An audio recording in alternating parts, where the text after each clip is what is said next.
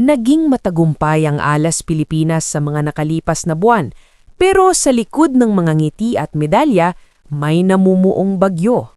Hindi ito tungkol sa maling play o mintis na serve, kundi tungkol sa sistema. Si Gia de Guzman, ang veteran setter at skipper ng Alas Pilipinas, ay hindi na nakatiis. Sa gitna ng issue tungkol sa panukalang PNVF draft, bumasag ng katahimikan ang tinaguriang national setter.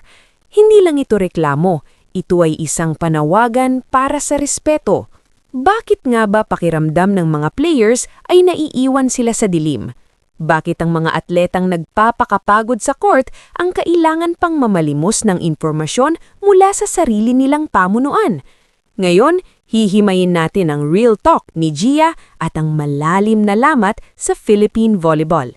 Ang ugat ng gulo ay ang Alas Draft, layunin ng PNVF na magkaroon ng continuity o tuloy-tuloy na programa para sa national team. Magandang pakinggan, di ba? Pero ang problema, ang mga detalye nito ay tila pabor lang sa isang panig. Sa ilalim ng proposal na ito, posibleng mapuwersa ang mga players na pumili. Club team ba o national team? Para sa isang professional athlete, ang club team ang kanilang kabuhayan. Dito galing ang sahod, dito ang career security. Ang national team naman ay para sa bandila. Sa ibang bansa, maayos itong napagsasama. Pero dito sa atin, tila gustong gawing exclusive ang mga players. Pero ayon kay Gia, hindi lang ang pulisiya ang problema. Ang mas masakit ay ang paraan kung paano ito ipinarating sa kanila o mas tamang sabihin, ang kawalan ng komunikasyon. Sinabi ni Gia na nakakalungkot na kailangan pang manggaling sa mga players ang initiative na magtanong. Isipin nyo, pagkatapos ng matinding laro sa Creamline kung saan muntik pa siyang ma-injure sa tuhod, ang kailangang sagutin ni Gia ay ang kawalan ng formal and meaningful dialogue mula sa mga managers. Bakit kailangan sa social media o sa balita muna malaman ng mga players ang mga planong direktang makakaapekto sa kanilang career? Bilang isang taga-subaybay, dito natin makikita ang gap.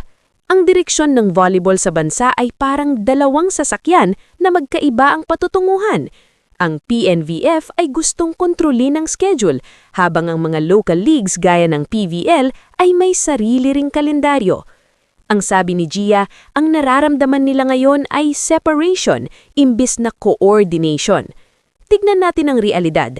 Ang isang volleyball player sa Pilipinas ay halos walang pahinga. Mula PVL, diretso sa national team duty, tapos balik ulit sa liga. Walang sapat na recovery window. Kapag pinilit ang isang draft system na hindi plansyado ang schedule, ang unang bibigay ay ang katawan ng atleta. Hindi lang ito usapang pera o compensation, usapang longevity ito. Gaano tatagal ang career ng isang player kung ang sistema ay hindi marunong makinig sa pisikal na limitasyon nila?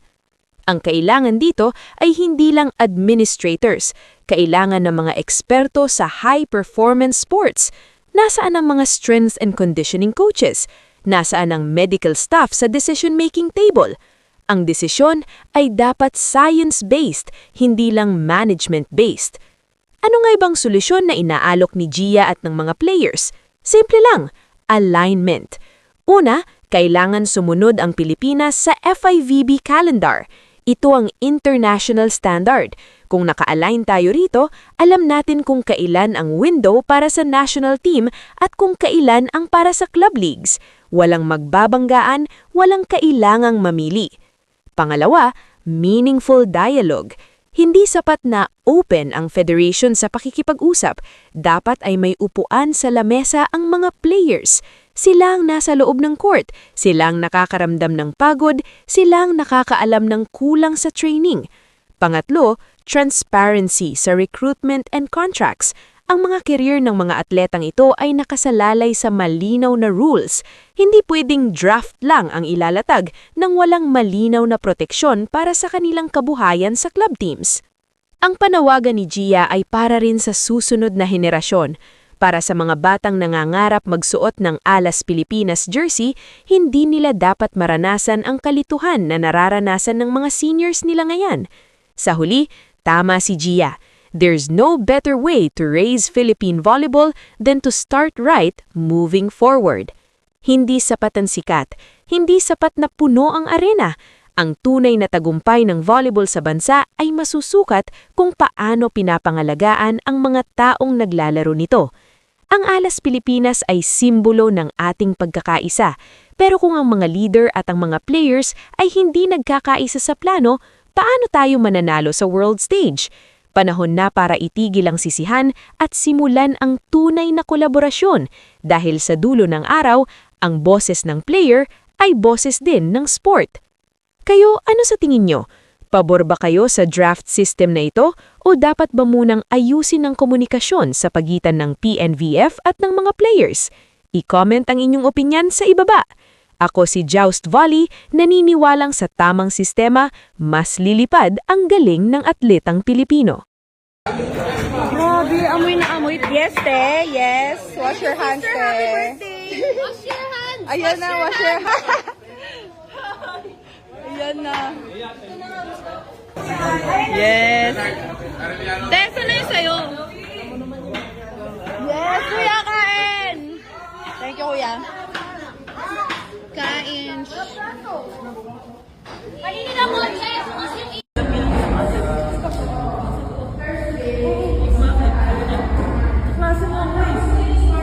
Sino ka ba? Sabi niya, hindi pa nakahelmet kasi sabi niya, ganda yung pangalan sinabi kasi hindi ako na. Barikay focusing. Barikay. Morning. Oh, ayan yung may-ari. Oh, chismis ng chismis. Pa-video daw, video. Working. Ay, taray.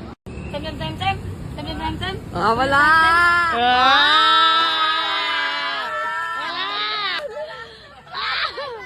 Yama!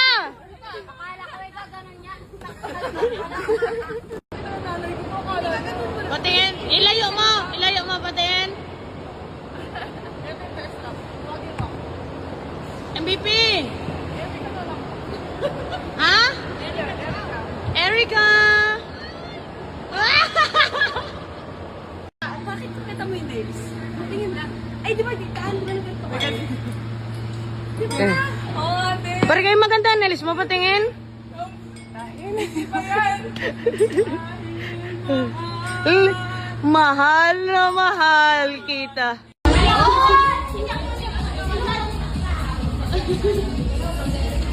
Ayan, ipamassage ka. Tanong, Beng? Ari, di mo.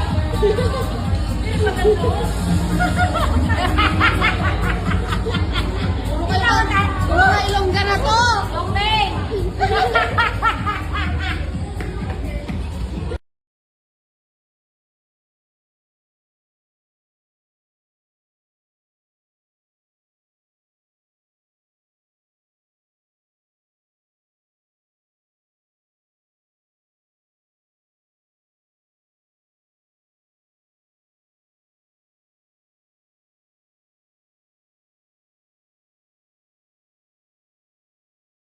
Ito na!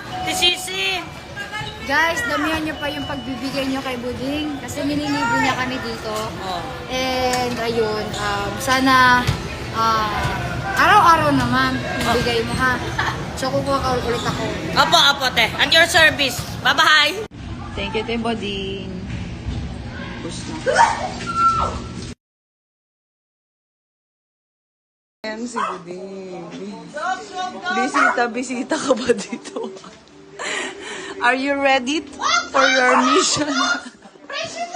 Friendship over talaga.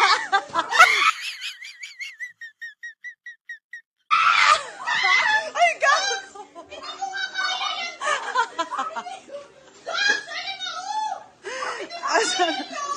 Dapat yun doon.